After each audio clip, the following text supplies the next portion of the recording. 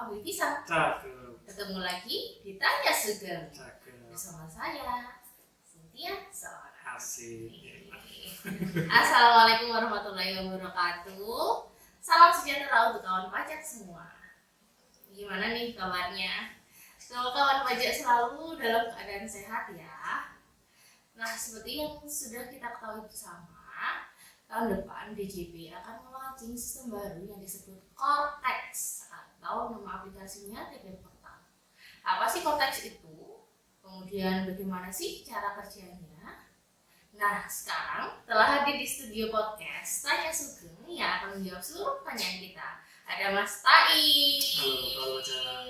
Halo Mbak Cynthia. Halo, gimana kabarnya Mas? Alhamdulillah sehat. Mbak Cynthia sehat? Alhamdulillah. Ya, ini terpantau tadi malam hujan Mbak Cynthia. Iya. Ya, jadi Tidurnya dong ya. tidurnya. Ya, walaupun tidurnya ya, tapi jangan lupa musim hujan biasanya membawa penyakit flu. Ya, jadi kawan pajak juga jangan lupa untuk menjaga kesehatan. Tuh, jangan sampai terserang flu ya Mas, seperti kita yang gantian. Iya, betul sekali.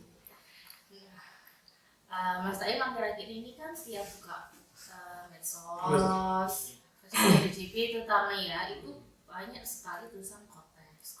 Kemudian ada kapan hari itu saya lihat ini nih Mas, review dari wajib pajak, kayaknya sudah mulai mengundang ini ya, wajib pajak ya untuk aplikasi ini ya.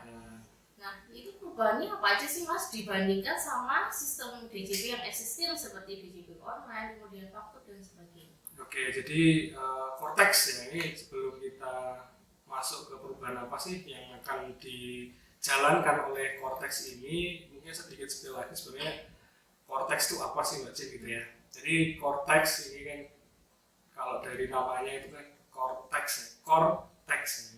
Core itu kan inti ya, tax pajak. Ya singkatnya inti pajak gitu kan. Kalau bahasa Indonesia bisa disingkat sistem inti perpajakan Indonesia. Itu adalah aplikasi masa depan disebut ya. Aplikasi yang nanti akan digunakan oleh DJP untuk mengadministrasi perpajakan wajib pajak. Nah, ke depan aplikasi ini itu sudah mengakomodir seluruh aplikasi yang biasanya dipakai oleh wajib pajak. Ya kan, biasanya kalau kita mau daftar EPP, malah sih larinya ke IREK. Ya kan? Terus kemudian mau misalkan untuk PKP, mau lapor kemana sih? WP Faktur. Mau bikin faktur di aplikasi Faktur Desktop. Kemudian kalau misalkan mau lapor SPP tahunan di DJP Online. Nah, ke depan cukup pakai satu aplikasi, yaitu Cortex ini. Sudah include semua ya? Sudah include semua. Jadi semua akan diakomodir oleh Cortex ini, gitu Mbak Cynthia. Jadi mulai dari pendaftaran, terus tadi DJP Online itu berarti lapor ya Mas, lapor SPT, pembuatan bukti foto, benar sekali. Kemudian faktur. Terus kemudian ini pembayaran juga ya. Pembayaran juga, pemindah bukuan juga, seluruhnya Mbak Cynthia. Dan juga tentu saja ketika kita beralih ke aplikasi yang baru ini akan ada banyak perubahan ya Mbak Cynthia. Salah satunya terkait proses bisnis dan lain-lain seperti itu. Berarti ini ya Mas, DJP itu menjawab keluh kesahnya. Benar sekali. Kawan pajak. Soalnya punya nih kalau di helpdesk itu, kenapa sih Mbak kok ribet banget ini aplikasinya? Harus di sini gitu ya. Kenapa nggak dijadikan satu? Nah ini ya Mas ya, sekarang ini konteks. Jadi kalau yang paling ketara ya, paling bisa dipantau itu secara jelas itu memang PKP Mbak. Jadi kalau misalkan PKP administrasi faktur, administrasi PKP itu di Innova. Kemudian lapornya itu di WP Faktur, bikin fakturnya di Faktur Desktop. Nah, sebenarnya kenapa sih seperti itu? Kenapa sih kok dulu itu historisnya harus terpecah-pecah seperti itu, gitu kan? Jadi Cortex ini dibangun juga sebagai bentuk transformasi di DJP. Jadi banyak sekali perubahan yang akan dirubah oleh DJP ke arah yang lebih baik. Salah satunya adalah terkait dengan sistem atau aplikasi ini. Nah, dulu waktu pembuatan aplikasi yang mungkin terbesar-besar itu memang dibuat berdasarkan kebutuhan yang urgent dulu. Saya ingat waktu itu Mbak Cynthia, waktu launching faktur itu, bagaimana susahnya ya membimbing wajib pajak untuk menggunakan e-faktur itu. Kenapa? Yang awalnya dari manual ya. Awalnya manual, kemudian berpindah ke aplikasi yang elektronik. Itu juga ternyata transisinya itu cukup lama. Ya, kita tahu bahwa wajib pajak kita itu bukan generasi yang dari kecil sudah kenal teknologi. Saya sendiri yang generasi milenial ya. Milenial itu mungkin kenal HP itu SMP masih. Ya. SMP dan itu masih HP yang mungkin mainannya ular-ular juga. Snake. Ya, snake gitu yang apa namanya bunyi ringtone-nya itu dulu masih kayak gitu. Masih layar Ya. kuning. Bayangkan ya maksudnya ya. Bayangkan wajib pajak kita yang mungkin secara usia itu jauh dari kita. Bagaimana dia adaptasi dengan teknologi itu sangat susah. Betul. Ya, atau perlu bimbingan lebih intensif lah seperti itu. Makanya secara aplikasi ya dipisah dulu bagaimana wajib pajak itu kenal dulu e-faktur, ya kan? Oh cara e-faktur bikin faktur online seperti ini, kemudian lanjut di pelaporan online dan lain-lain. Nah, karena wajib pajak sudah cukup kenal ya dengan teknologi ini, akhirnya berbarengan ya dengan transformasi DJP, makanya dikemas dalam satu aplikasi Cortex ini gitu. Ya, iya juga sih Mas. Dulu itu saya merasakan ya, mungkin pada saat itu waktu UJT juga membimbing wajib pajak. Iya. Sih Mbak susah kan? Iya. Kenapa sih nggak pakai manual aja Iya. gitu ya? Udah enak-enak manual kok tiba-tiba online. Tapi memang itu proses yang perlu dilalui, proses yang perlu dilalui karena tentu saja manual itu sangat tidak efisien, ya tidak efisien dalam hal seperti ini. Misalkan dari segi autorifikasi apakah faktur itu valid apa enggak. Ya. Gitu. Bayangin 1 WP itu dalam 1 tahun dalam skala kecil mungkin keluar faktur 1.000 misalkan. Bagaimana kantor pajak memverifikasi itu adalah faktur yang valid atau enggak? Ya, kan? Tapi dengan sistem yang online ya sudah terintegrasi dengan elektronik ya, tentu saja itu lebih memudahkan secara efisien ya, lebih efisien maksud saya seperti itu. Kawan pajak masukan aja tinggal panggil di calculator, ya nggak perlu input manual lagi ya sekarang. Benar, jadi ke depan nggak usah bingung ini harus kemana, ke satu tempat namanya Cortex. Nah, untuk Cortex ini sekarang sampai tahap mana sih Mas? Kok kemarin sudah ada yang review, udah ada wajib pajak yang review kayak gitu. Apakah memang ada undangan KPP atau gimana? Gitu. Jadi sebenarnya Cortex ini di launchingnya kan awalnya kan mau Juli ya Mbak Cini. Ya betul. Awalnya mau Juli, tapi berbarengan dengan ini ya pemberlakuan NIK sama dengan NPWP. Ya. Nah, jadi NIK yang dijadikan administrasi pajakan sebagai NPWP. Namun ternyata memang yang namanya aplikasi, kita kan nggak bisa memandang aplikasi itu dari sudut pandang fiskus aja. Ya kan? Kita harus lihat bagaimana wajib pajak bisa menilai ya, bisa memberikan masukan terhadap aplikasi Cortex ini. Nah, sekarang DJP sudah pada tahap melakukan uji coba kepada wajib pajak. Ya, jadi ada wajib pajak yang kita pilih untuk mencoba aplikasinya, memberikan masukan kepada DJP terkait perbaikan, apakah memang ada yang perlu diperbaiki, ada yang perlu dirubah mungkin ya. Jadi kita juga gencar-gencarnya memberikan sosialisasi kepada wajib pajak. Sekalian minta feedbacknya mungkin ya, aplikasi mana aja yang sudah bisa, mana saja yang berkendala seperti itu ya. Dan nanti kalau misalkan feedbacknya bagus, dan sampai saat ini alhamdulillah bagus sekali Mas. Jadi feedbacknya bagus, ya nanti tinggal ada piloting, ada sosialisasi secara masif ya. Jadi jangan khawatir kalau pajak yang belum sempat dapat sosialisasinya, jangan khawatir ya. Nanti akan dilakukan sosialisasi oleh penyuluh pajak. Gitu aja.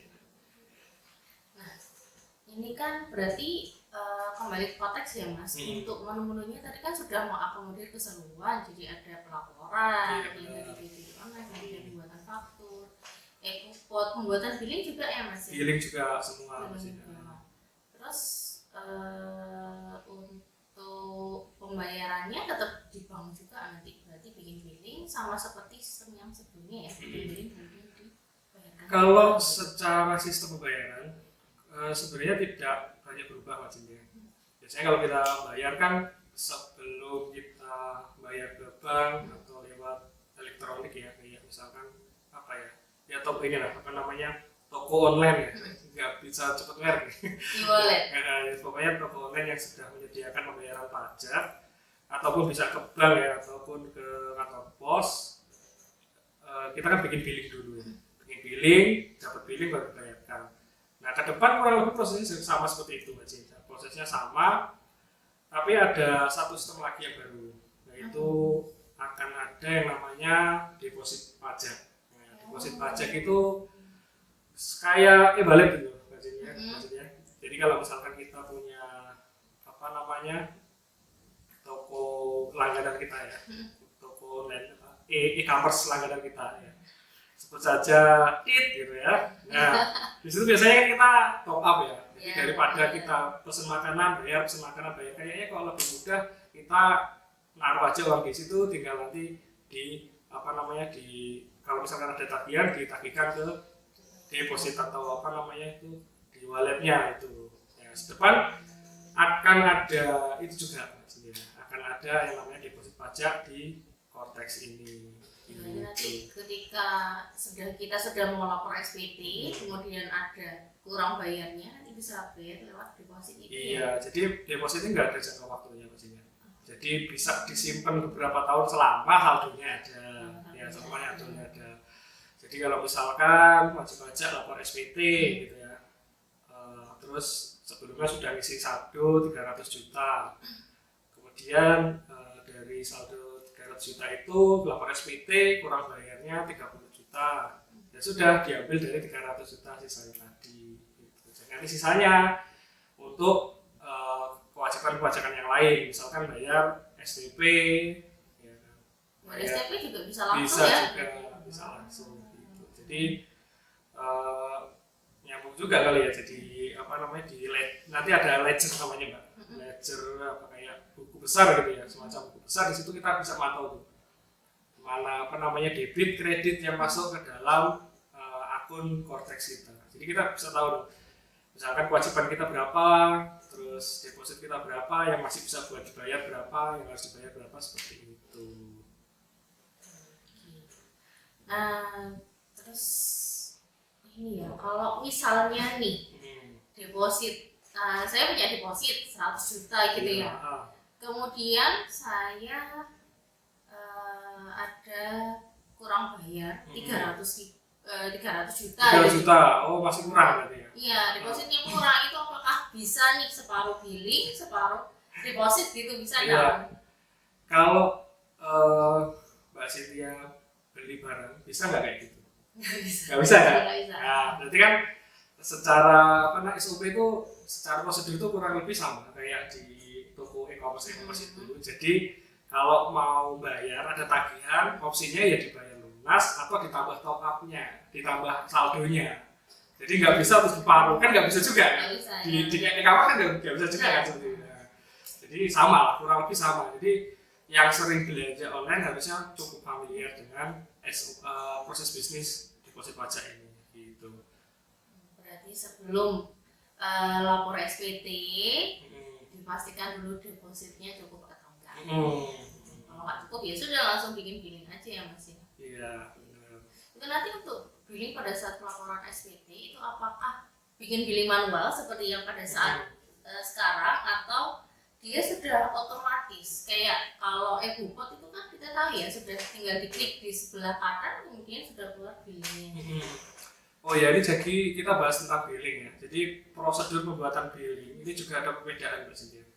Jadi kalau misalkan di yang sekarang, di existing sekarang itu kita bikin billing kan membayar kode jenis setoran, kode map kan bebas ya. Mau saya akui di SPT bulan ini, bulan depan kan terserah. Tapi walaupun terkunci masa ya. Nah, di ke depan itu tidak semudah itu. Maksudnya dalam hal ini, secara administrasi memang tidak dibuat leluasa. Karena apa? Karena nanti ke depan untuk buat billing itu ada beberapa cara. Misalkan mau ngisi deposit, kalau enggak ada kurang bayar, kurang bayar di SPT, atau enggak dia ini Mbak Jin, mau bayar pajak, mau bayar pajak atas tunggakan STP, SKP kurang bayar, atau misalkan apa namanya ya terkait dengan tagihan, itu untuk pembuatan billingnya. Kenapa? Karena agar meminimalisir pembayaran pajak yang tidak bertuan istilahnya. Jadi nanti kalau misalkan pengen bayar, belum tahu nih saya membayar untuk apa, deposit aja. Ya, jadi kalau sekarang misalkan saya pengen bayar 21 dulu lah, bayar sekian, nanti saya akui di ini, atau PPN dulu saya akui di ini. Ini kan akunnya terpisah saya, PPN, bayar pasal 21, 22, 23. Nah, ke depan itu akan dilimitasi agar meminimalisir yaitu pembayaran yang tidak bertuan. Karena administrasi agar lebih simpel, kalau bingung ya udah deposit aja. Jadi ini ya bikin SPT langsung langsung ada billingnya gitu ya Mas otomatis, dan meminimalisir juga untuk kesalahan-kesalahan pembayaran. Iya, biar tidak bolak-balik PBK. Iya, enak dong ya, berarti abis ini lapor langsung bayar gitu. Tapi ya jangan ini ya Mas, jangan lapornya mepet-mepet gitu. Iya. Tetap namanya sistem ya. Tapi emang ini Mbak sih, kalau terkait apa namanya ketentuan lapor, tapi ini masih disclaimer ya. Apakah ini ketentuannya akan diatur ke depan atau tidak? Jadi ke depan akan ada sebuah peraturan yang mengatur banyak hal. Salah satunya terkait kewajiban pelaporan SPT. Nah, pelaporan SPT ini apakah kemudian ketika melakukan pembayaran itu dianggap sebagai, atau melakukan apa namanya membayar di deposit, ya deposit pajak itu apakah dianggap sebagai pelaporan atau enggak? Nah itu kemungkinan sih iya, tapi untuk lebih pastinya ya ditunggu aja bajunya. Iya, berarti kayak kalau PPN itu ada pembayaran di muka gitu ya? Bukan, seperti ini. Misalkan ada bayar pasal 25. Nah, bayar pasal 25 itu kan bayar sama dengan lapor. Betul. Nah, apakah ketentuan itu berlaku ke deposit pajak yang diakui di SPT? Nah, itu nanti ditunggu aja. Infonya sih mungkin akan dibuat seperti itu, tapi ya untuk pastinya ya kita tunggu lagi ya. Berarti nanti bukan hanya aplikasi aja yang baru, tapi kemungkinan juga ada aturan yang mengikuti aplikasi ini ya Mas ya. Kenapa proses aplikasi itu lama? Jadi beda dengan swasta ya maksudnya. Di swasta itu kan dia tidak memakai anggaran rakyat lah istilahnya. Tidak memakai uang rakyat gitu ya. Kalau kita kan diambil dari APBN. Dimana itu akuntabilitasnya memang harus benar dipertanggungjawabkan. Jadi misalkan harus mengatur dari sisi regulasi, mengatur dari sisi proses bisnisnya harus fix, dan apakah ada perbaruan seperti itu. Jadi banyak hal yang memang perlu dipertimbangkan. Makanya waktunya itu mungkin agak sedikit lama gitu. Makanya diundur gitu ya. Soalnya dari awal tahun memang kan berlakunya ini nanti berlakunya Juli 2024, kemudian diundur lagi. Itu memang banyak yang bertanyakan ini jadi nggak sih Mbak? Iya. Gitu. Kok sudah nik sama dengan NPWP tapi kok nggak ada kelanjutannya gitu. Iya, daripada kita memakai sistem yang belum siap, ya lebih baik kita menunggu untuk memakai aplikasi yang lebih canggih, lebih keren. Biar bisa satu pintu gitu ya Mas. Iya benar. Nah, tadi kan mumpung masih membahas laporan nih, kalau untuk pelaporan SPT yang existing ini kita kan ada e-kupot, lapor masa, kemudian ada SPT tahunan pakai e-filing, dan kemudian pakai e-form juga. Nah, apakah di TP portal ini atau di Kotek ini untuk aplikasi-aplikasi tersebut juga masih digunakan atau gimana pengisiannya di SPT tahunan? Jadi untuk pengisian SPT tahunan ya SPT lah ya Pak ya. SPT kan nanti akan dilakukan di aplikasi Cortex, baik itu PPN, baik itu SPT tahunan, SPT tahunan badan atau orang pribadi, itu akan dilakukan di aplikasi Cortex yang ke depan itu menggunakan sistem web based Artinya apa? Sistem web-based ini adalah sistem pengisian yang menggunakan aplikasi yang berbasis website. Nah, website. Kalau kita misalkan mau lapor SPT tahunan, orang pribadi yang sekarang itu kan web-based. Nah, itu maksud saya. Sekarang ke depan maksud saya itu kita akan melakukan laporan itu ya kayak ngisi SPT filling itu. Jadi web based. Jadi e-form nggak akan dipakai lagi dan tentu saja formnya itu lebih sederhana. Jadi formnya lebih sederhana, Pak. Kalau misalkan mungkin saya bahas juga ya, Mbak, terkait dengan perbedaan pengisian. Perbedaan pengisian. Kalau dulu ngisi SPT itu kan kalau yang untuk 1770 terus kemudian 1771 untuk badan itu kan dari belakang. Nah, ini ke depan itu enggak dari belakang seperti itu, tapi pakai apa ya? Kalau istilahnya dulu guru bahasa Inggris saya itu yes no question, Mbak. Jadi pertanyaan ya atau tidak. Maksudnya apa? Jadi gini, ketika ngisi nanti akan ada pertanyaan, apakah misalkan wajib pajak menjalankan PP 23? Ya, misalkan ya. Kalau misalkan dipilih ya, maka akan ada notif tuh, wajib pajak wajib mengisi form. Nah, gitu. Jadi kalau misalkan no ya nggak perlu diisi gitu. Jadi kurang lebih ke depan akan lebih sederhana, lebih mudah. Dan SPT untuk orang pribadi biasanya ada SS 1770. Sekarang hanya ada satu formulir. Ya. Jadi formulir yang seharusnya cukup sederhana. Sudah diakomodir semua, Mas ya. Nggak perlu terpisah-pisah. Ini masuk formulir apa nih, penghasilan saya segini gitu kan. Kalau yang sekarang kan seperti itu ya. Dan baik lagi, yes no question itu tadi, Pak. Jadi kalau misalkan pertanyaannya no semua ya nggak ada kegiatan juga no semua ya nanti beres gitu. Berarti untuk yes no question-nya ini nanti akan menentukan untuk formulir apa sih yang akan dikerjakan gitu. Benar. Jadi ada formulir induk misalnya untuk 1770 formulirnya itu untuk pribadi misalkan. Itu yang wajib misalkan apa induk sama kalau nggak salah 1A atau apa saya juga lupa, Pak. Tapi kurang lebih ada dua formulir ya. Yang pertama adalah induk, yang kedua adalah lampiran wajib. Nah, misalkan kalau misalkan harus memilih apakah menjalankan kegiatan PP23 dipilih yes misalkan. Makanya nanti akan muncul lagi tuh peredaran mutu dan lain-lain itu di form misalkan B atau C gitu nanti. Saya detailnya nggak lupa, nanti dilihat aja di aplikasi ketika sudah launching. Tapi secara garis besar seperti itu. Berarti untuk kawan pajak semua biasanya kan kalau ada pertanyaan langsung yes. Coba dibaca baik. Karena nanti berpengaruh dengan formulir yang akan kawan pajak semua isikan. Gitu.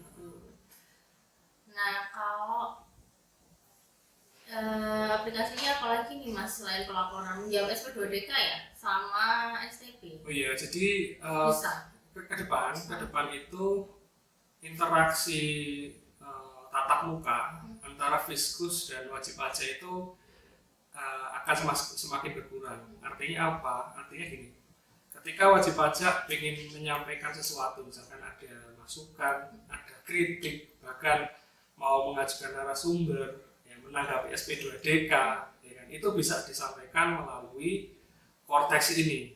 Jadi fiturnya cukup banyak. Ya, misalkan PSP juga terkait dengan pengawasan AR ya, misalkan dari data Micu ya, dari data pihak lain itu ada data ini kok rekening segini, penghasilan segini ya. Minta klarifikasi ke wajib pajak. Ya kan langsung lunting gitu ya, dikirim via Cortex ini, nanti di bagian wajib pajak akan ada notif itu. Wah, kalau ada notif itu wajib diperiksa ya kan. Itu notif apa? Lunting apa tuh yang perlu diperiksa? Apakah itu STP, STP2DK itu perlu dicek oleh wajib pajak. Dan prosesnya itu akan bisa selesai. Misalkan dari wajib pajak sudah menyampaikan bahwa oh ini data ini sebenarnya adalah ini gitu. Jadi tinggal dilampirkan data pendukung. Baru kalau misalkan ternyata dari Fiskus atau dari wajib pajak tidak ada titik temu nih ya, komunikasinya di Cortex ini perlu tidak lanjut tatap muka, baru nanti ke kantor seperti itu. Enak ya, nggak usah langsung kenapa nih saya kena SPDD kan? Ya, misalnya lagi keluar kota nih, keluar TK, keluar kota misalnya ya. Wajib pajak keluar kota, terus biasanya harus ke kantor pajak, administrasinya di KPP Gubeng misalkan. Daripada ya harus balik ke Surabaya, ya bisa lewat Cortex ini, gitu. Cukup lewat Cortex, gitu. Kan ya? Lebih mudah. Kalau untuk aplikasi-aplikasinya DJP saat ini kan kita masih menggunakan sertifikat digital ya, Mas. Sertifikat Kalau digital. untuk Cortex nanti apakah juga menggunakan sertifikat digital? Ke depan ya Siti ya, terkait dengan sertifikat digital ini amat penting. Jadi sertifikat digitalnya ini yang sekarang itu kan dipakai mungkin untuk wajib pajak yang lapor e-Bupot verifikasi sama PPN. Nah, ke depan ini sangat sentral. Jadi wajib pajak wajib memiliki sertifikat digital. Karena apa? Sertifikat digital itu kan sebenarnya kan tanda tangan digital. Betul. Artinya apa? Yang memiliki otorisasi atau hak untuk melakukan penandatangan itu ya dirinya sendiri. Jadi harusnya ya kalau kita memegang filosofis itu ya, harusnya tuh yang misalkan ke sini gitu ya, ke sini ke helpdesk konsultasi bawa sertifikat digital, harusnya sih secara filosofis itu keliru artinya, ya kan? Karena yang dibawa adalah sertifikat digital itu milik direkturnya misalkan, yang milik direkturnya atau badannya. Tapi yang kesini tuh karyawannya. Gitu. Jadi yang bertanda tangan adalah direktur yang diwakili oleh stafnya. Ya. Ke depan tidak seperti itu, ya maksudnya. Jadi sertifikat digital ini wajib diurus ya ke KPP. Karena untuk pendatangan SPT dan lain-lain. Jadi terkait dengan sertifikat digital ini amat sangat krusial ya. Jadi ya yang namanya tanda tangan ya perlu dipersiapkan gitu ya. Tapi jangan khawatir karena sertifikat digital itu yang dipakai nanti yang dari instansi lain, Mbak, misalkan dari BSSN ya, BSSN, BSSM, Peruri itu bisa dipakai. Nah, nggak harus dari DJP Mas ya? Nggak perlu dari DJP gitu. Kenapa perlu sertifikat digital? Ini nyambung sebenarnya ke SPT tadi, Mbak. Jadi kewajiban perpajakan selama ini badan yang melaporkan ya badan, gitu ya. Nah, ke depan ya, badan ini secara administrasi dia tidak bisa melaporkan SPT-nya sendiri. Nah, artinya apa? Untuk melaporkan ya dilakukan oleh ini ya istilahnya yang bertanggung jawab ya, apakah itu konsultannya, apakah itu staf yang ditunjuk atau pengurusnya langsung ya. Jadi dia akan istilahnya itu login ke Cortex. Nah, dia login ke Cortex itu mewakili badan tadi. Nah, kenapa perlu sertifikat digital itu? Karena itu. Nah, kalau terkait dengan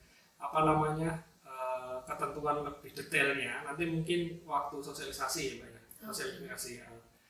Jadi nanti ada yang namanya impersonate ya. Jadi impersonate badannya. Jadi si pengurus, staf atau karyawan yang ditunjuk misalkan atau konsultan pajak, ketika nanti dia login ke Cortex itu dia bisa login sebagai dirinya sendiri dan login sebagai wajib pajak yang dia wakili. Nah, gitu. Jadi ketika nanti dia login lapor SPT, dialah yang bertanda tangan di SPT itu. Gitu, dengan sertifikat digital yang tadi diurus.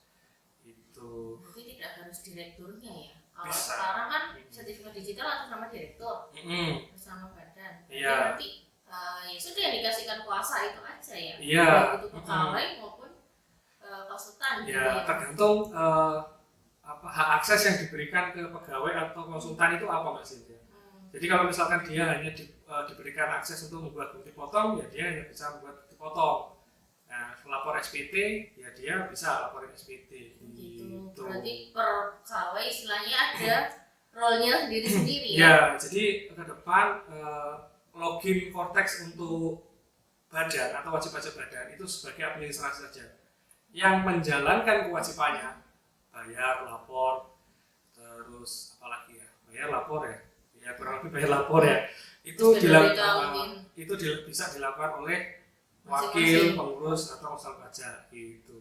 Oke. Terakhir nih Mas, untuk Cortex ini apakah hanya WP-WP yang sudah diundang saja yang bisa melakukan apa ya istilahnya, mencoba daminya gitu? Apakah WP-WP lain, misalnya saya pingin nih tapi saya nggak diundang sama KPP gitu, bisa nggak sih kita mengakses TP portal itu?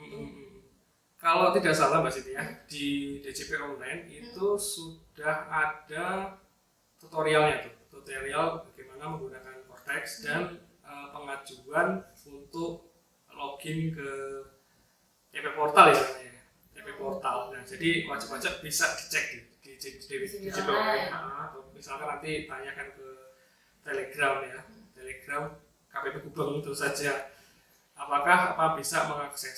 Setahu kami itu ada beberapa wajib pajak yang yang diundang, tapi beberapa wajib pajak yang memang tidak berkesempatan diundang itu bisa mencoba. Tapi mengajukan akses dulu. Berarti akses itu harus dilakukan diajukan di DJP Online gitu Mas? Untuk mencoba itu, untuk mencoba aplikasinya itu, biar kenal lah. Biar kenal. Tidak kenal maka tidak sayang, karena insya Allah akan diaplikasikan mulai tahun depan ya Mas Taim ya. Harus kenalan karena jalan kita masih panjang. Jadi harus dibersamai aplikasi ini agar lebih kenal, lebih familiar, dan nanti kalau misalkan sudah benar-benar launching ya tidak kaget lagi ya, gitu. Dan masih belum sempurna ya tentunya aplikasinya, masih ada beberapa menu yang belum bisa diakses ya Mas Naim. Iya, jadi memang ada beberapa modul lah istilahnya ya, modul atau menu yang mungkin masih perlu diperbaiki ya, mungkin karena ada masukan gitu ya, masih ada bug dan lain sebagainya. Itu wajar wajar sekali ketika menyusun aplikasi. Jadi ya nanti misalkan ada masukan ya silahkan aja nanti disampaikan ke ke pusat-pusat penerimaan pengajuan ya gitu. Semoga nanti pada saat launching bisa bisa dijalankan dengan baik ya Mas ya. Iya. Sudah tidak ada bug kayak gitu, sudah untuk menu-menunya semua sudah bisa diakses oleh kawan pajak semua. Iya. Nah, terima kasih nih Mas Taim sudah ditanya sungguh pada hari ini, kemudian sudah menjelaskan mengenai Cortex itu apa sih, gitu, isinya apa aja sih. Terus terima kasih juga kepada kawan pajak yang sudah menyaksikan podcast hari ini. Mohon maaf bila ada kata-kata yang kurang berkenan. Nah, karena tadi saya buka dengan pantun, sekarang tutupnya dengan pantun juga. Naik bis ke Bungurasi. Beli tiket dengan sendiri. Cakep. Kami ucapkan terima kasih. Cynthia dan Taim pamit undur diri. Wassalamualaikum warahmatullahi wabarakatuh. Salam sejahtera bagi kamu.